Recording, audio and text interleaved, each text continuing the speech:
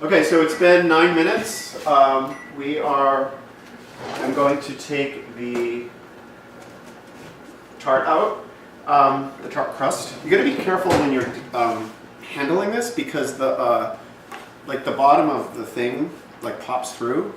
So you got to be just really gentle with it so that you don't destroy it. All right, let's see. Okay. All right. Okay. Oh, it looks pretty good. So we're going to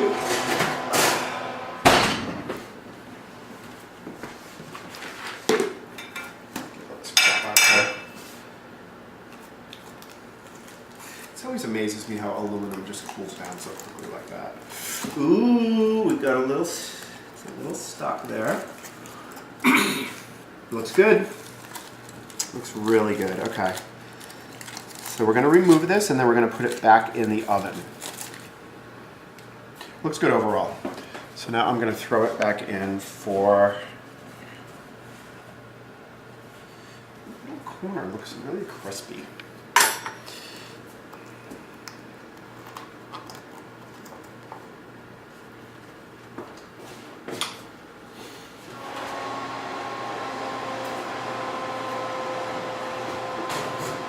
Okay, so we'll keep an eye on that. I'm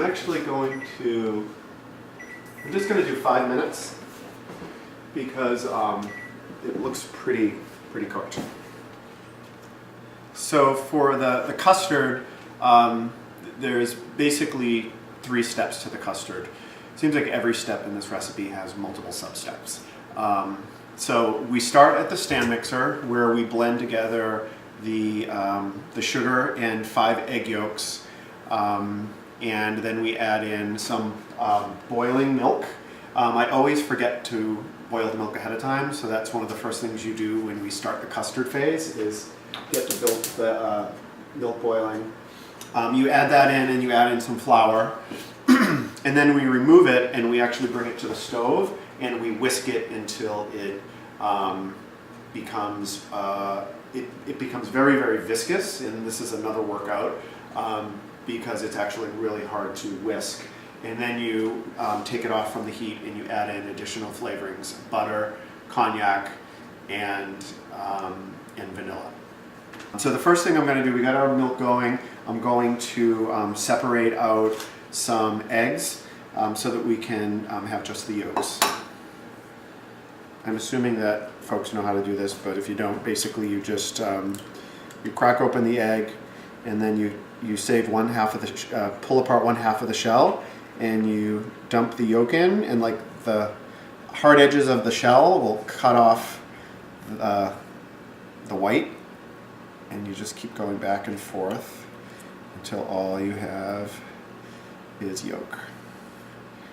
And there we go. Voila.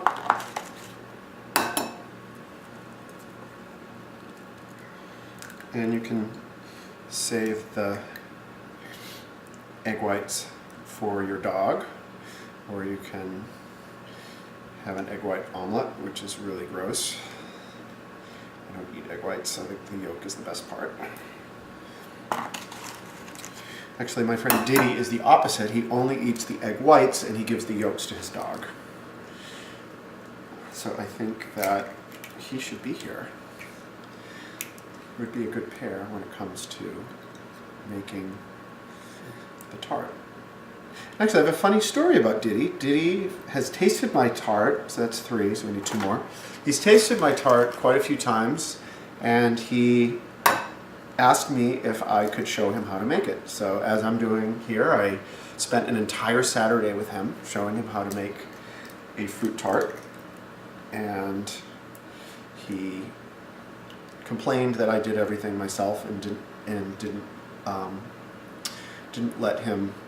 really teach him, but just sort of did everything and talked about it. So you're very welcome, Diddy.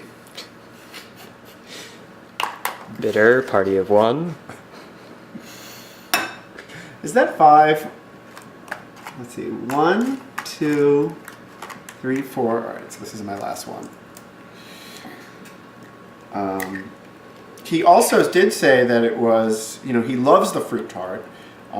He said that he didn't feel that it was worth all the effort. Because obviously, as you can see, it's quite a bit of effort. So that is completely understandable. For me, this whole process of making the tart is actually, I'm not a sweet eater in general.